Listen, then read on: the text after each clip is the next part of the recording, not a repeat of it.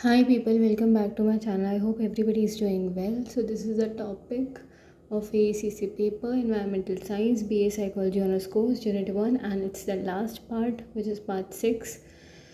हम ये topic already cover कर चुके हैं in the very first video of ACC paper, जहाँ पे multidisciplinary nature of environmental studies मैंने बता दिया था और scope and importance of environmental studies भी बताया था, but it was like in a very short way. And आज हम डिटेल में पढ़ लेते हैं जैसे इसको पेपर में लिखना है प्रॉपर तरीके से वैसे, जहाँ पे we'll revise the difference between environmental science and environmental studies as well. And in the last video we have covered important landmarks in environmentalism. उसका ये short review diagram है, you can check that. I hope it's very clearly visible. ये कुछ important dates हैं जो हमने पढ़ी थी और ये याद होनी चाहिए, like world environment day, world wetlands day, ऐसे करके था ना, Bhopal gas strategy, Montreal protocol, Kyoto protocol, project tiger and so on, बहुत कुछ था इसमें।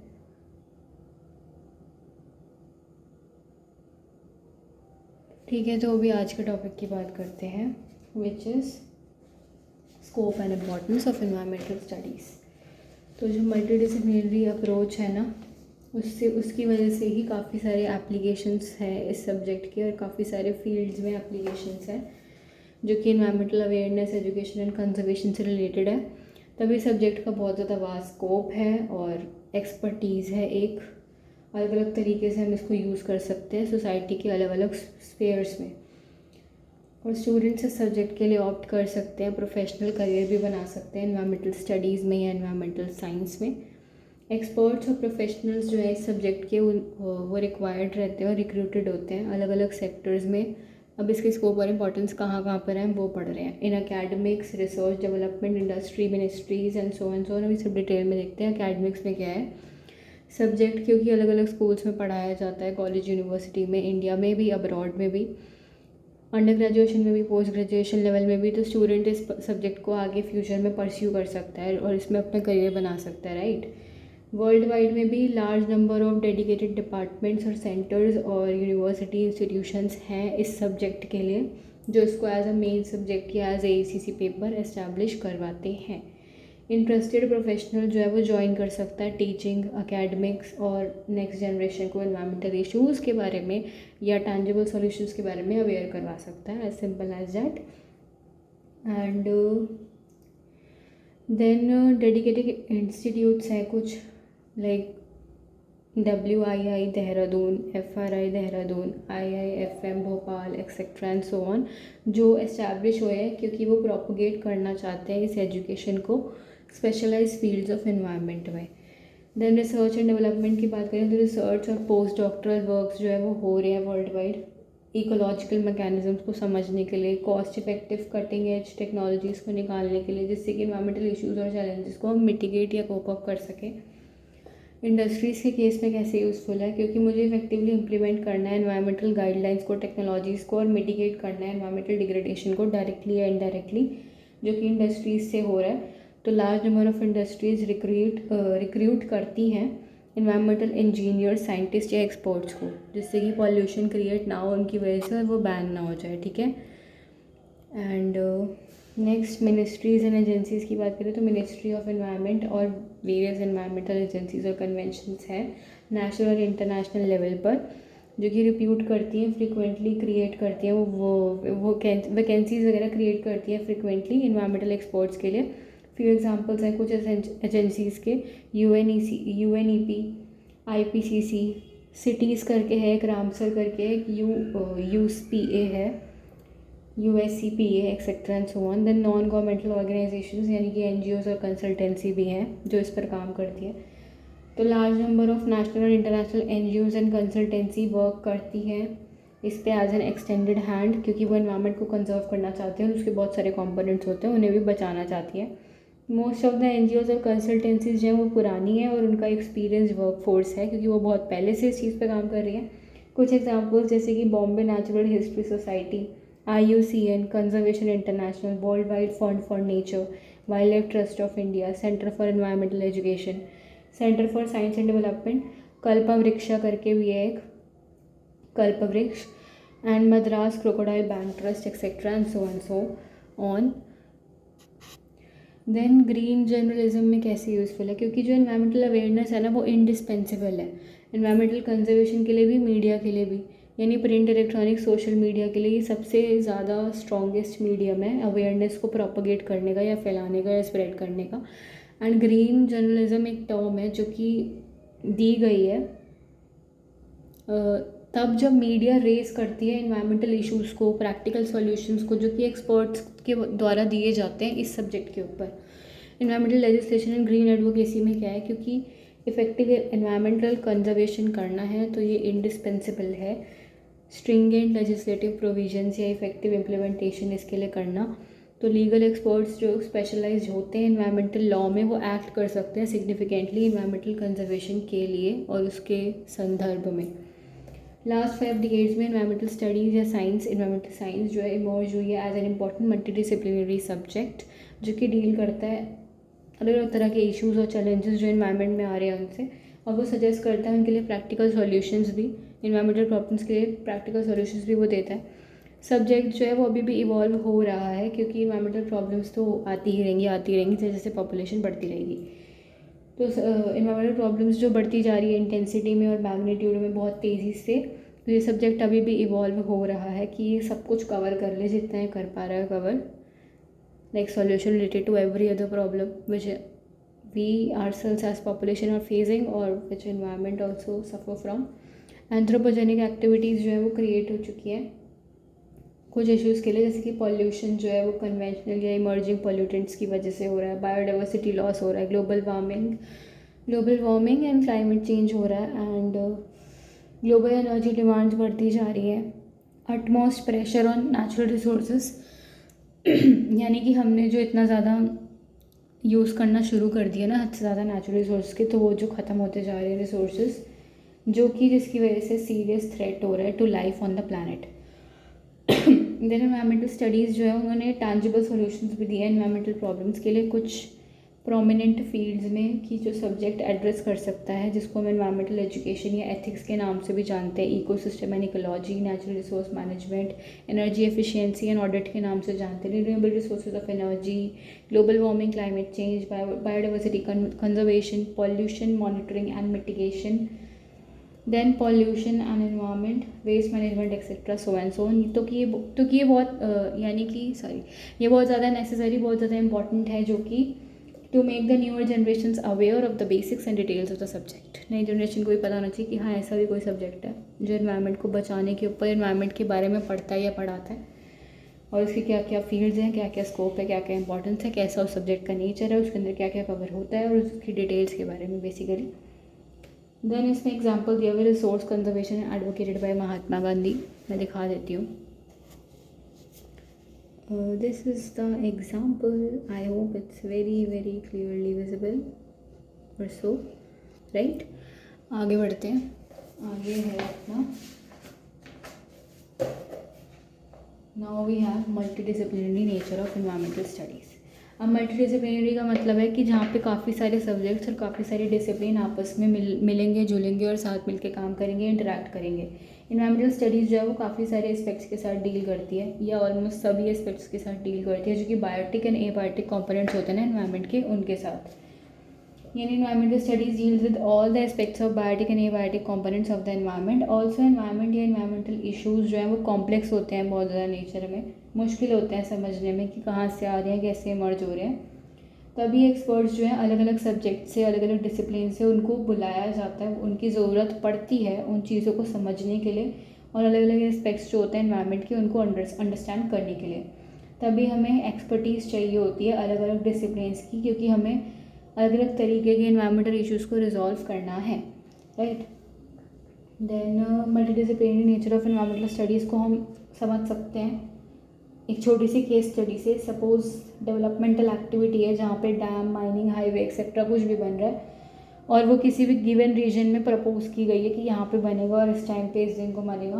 तो बिफोर स्टार्टिंग ऐसे प्रोजेक्ट्स एनवायरमेंटल इम्पैक्ट असेसमेंट होता है जो कि कंडक्ट करा जाना चाहिए असेस करने के लिए और मिटिगेट करने के लिए possible degradation of environment and population living within the reason.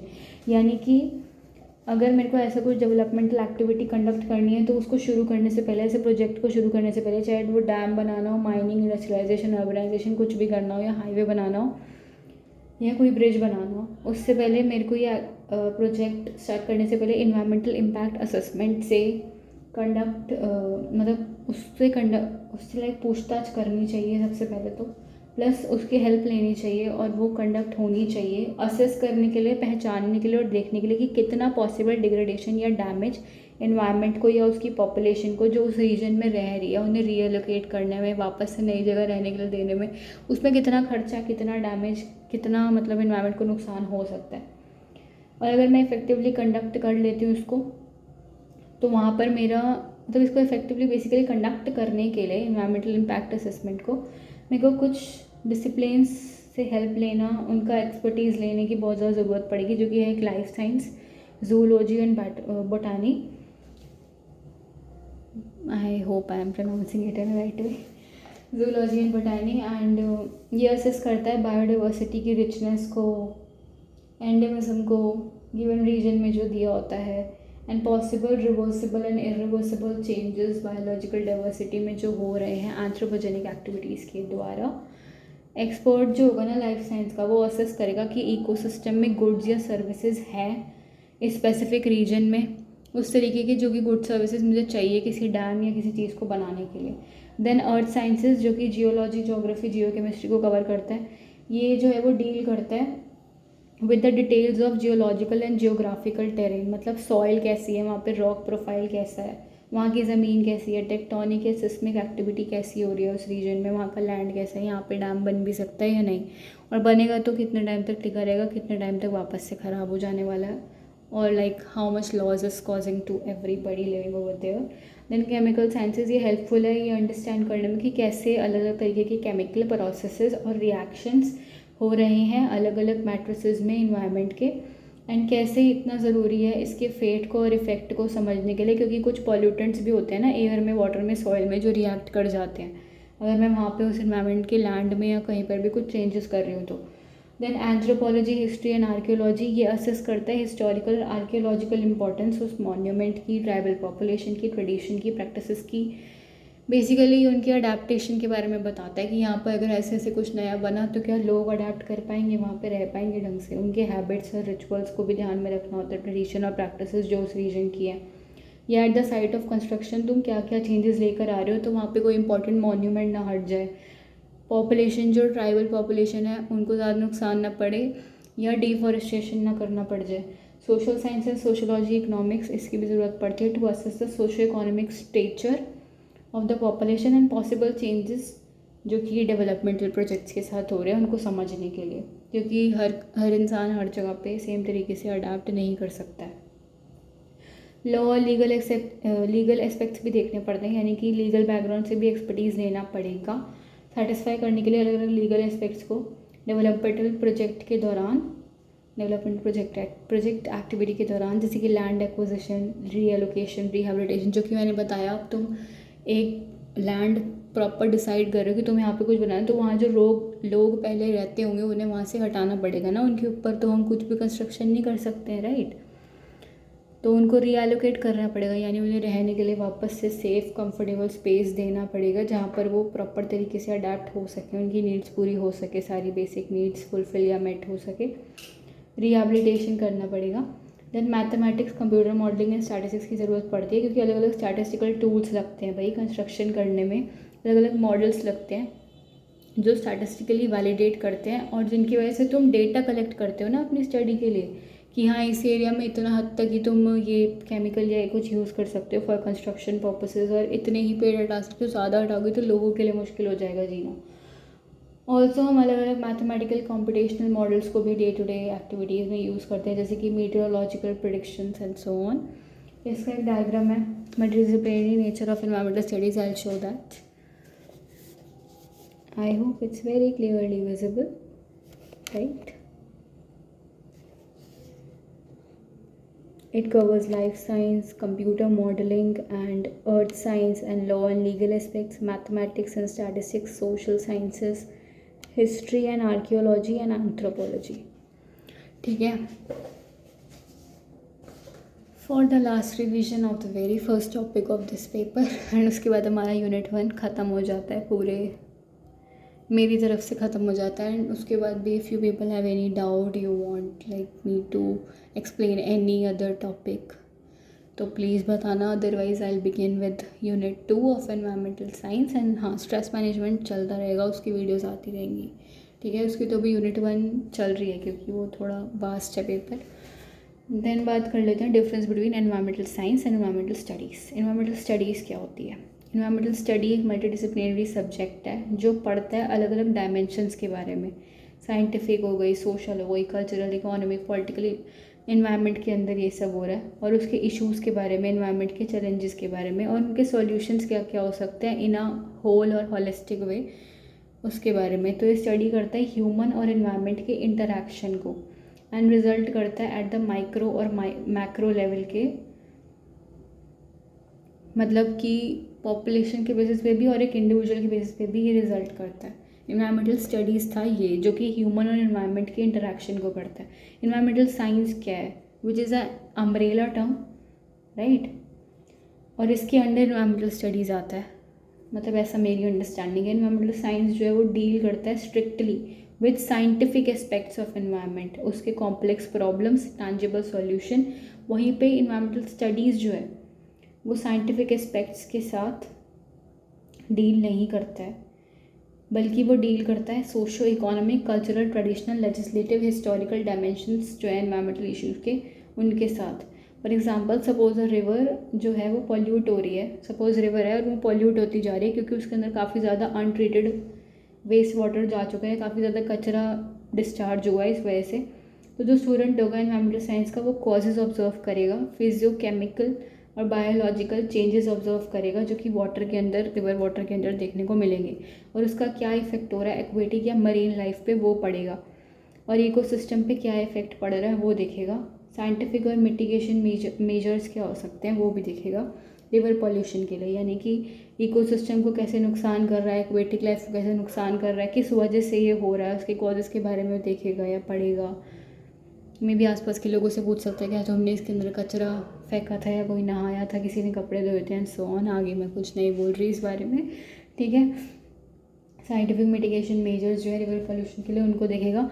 In addition to our dimensions, environmental studies जो है वो ऑब्जर्व करता है इम्पैक्ट ऑफ पॉल्यूशन जो नियर बाय पॉपुलेशन पर हुआ है और उनके लाइवलीहुड, उनके रहन सहन पे, उनके कल्चर पे जो इफेक्ट पड़ा है ना पॉल्यूशन का, वो भी देखता है क्या, एनवायरमेंटल स्टडीज़. आई थिंक मैंने उल्टा बोल दिया था, उसके लिए माफ़ी चाहूँगी, क्योंकि मैं यार नहीं चाहती कि वीडियो ज़्यादा लंबी हो और वो बहुत ज़्यादा बोरियत क्रिएट करे विद रिपीटेड टॉपिक्स. वो तो मुझे इन डिटेल कवर करना था, इसलिए मैंने ये टॉपिक उठा लिया. Otherwise I unit 1 is finished here. And उल्टा मैंने ये बोला था कि environmental studies is a like broad and umbrella term जिसके अंडर कवर होता है environmental science, right. I hope you will understand what I am trying to convey, what I am trying to say. If you have any other doubts regarding Unit 1, then please do ask freely. Let me check हम Unit 1 से सब कुछ cover कर चुके हैं ना, एक बार मैं देख लेती हूँ. और कुछ भी समझ नहीं आए तो प्लीज़ मुझसे ज़रा बेझिझक पूछने का कष्ट उठाया करें. जितने भी लोग वीडियो को देखते हैं उन सबसे विनती है.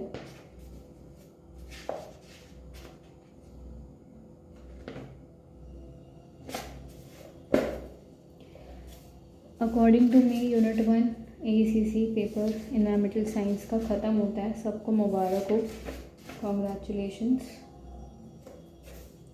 क्वेश्चन पेपर इसका मेरे पास पड़ा होगा मेरा ही, और भी होंगे तो मैं दिखा दूँगी, उसकी टेंशन नहीं लेनी चाहिए. यूनिट 2 जो है ecosystem concept, structure, pyramids and succession, इसके बारे में पढ़ेंगे. एंड स्ट्रेस मैनेजमेंट की वीडियो तो आएगी. यूनिट 1 एंड यूनिट 2 उसका भी करना है.